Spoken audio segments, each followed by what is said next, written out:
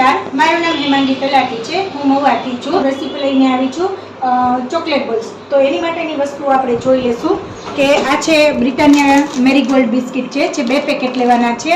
આ છે drinking chocolate એટલે કે ચોકલેટ પાવડર છે. આ છે કોકો પાવડર છે અને આ છે મિલ્ક મેડ છે, જે આપણે મીઠાઈ મેડ અમૂલનું કહીએ છીએ તે છે. અને આ છે ટોપરાનું ખમણ છે, જે આપણે સ્કીપ પણ કરી શકીએ છીએ, ઉપયોગ પણ કરી શકીએ છીએ અને સ્કીપ પણ કરી શકીએ છીએ. તો હવે આપણે આપણી રેસીપી શરૂ કરીશું.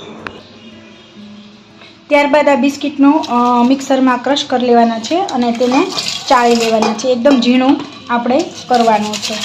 આ મોટા મોટા કટકા છે તે ફરી આપણે મિક્સરમાં નાખીશું અને ફરી તેને આપણે ચર્ન કરીશું. અને રેડી થઈ ગયું છે. તો તેની અંદર આપણે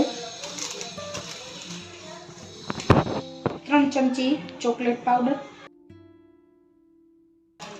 અને 1.5 ચમચી જેટલું કોકો પાવડર નાખીશું. ત્યારબાદ 5 થી 6 ચમચી જેટલું ટોપરાનું ખમણ નાખીશું.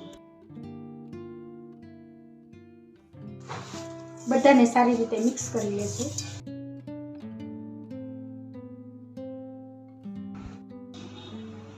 મિલ્ક મેડ ઉમેરી અને કઠણ કડક બાંધીશું.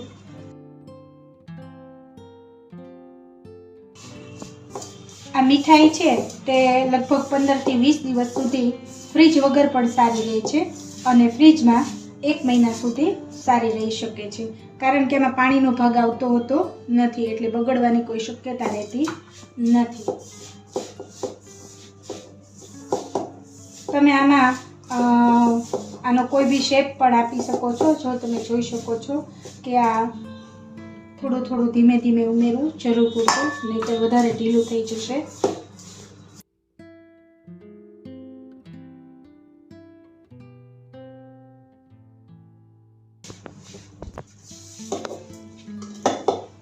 જો આ એકદમ સરસથી એક રસ જેવો આપણો લોટ થઈ ગયો છે.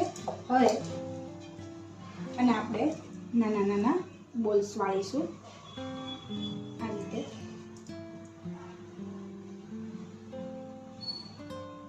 અને તમે આ રીતે બેસાડી અને પેંડાનો શેપ પણ આપી શકો છો અને કાજુ અથવા બદામ પણ મૂકી શકો છો. પણ ચોકલેટ બોલ્સ નામ છે માટે આપણે બોલ્સ બનાવવા જરૂરી છે. ત્યારબાદ આ ટોપરાનું ખમણ છે એમાં આ રીતે રગદોળી અને આપણે તૈયાર કરીશું. જો આ છે આપણા ચોકલેટ બોલ્સ રેડી.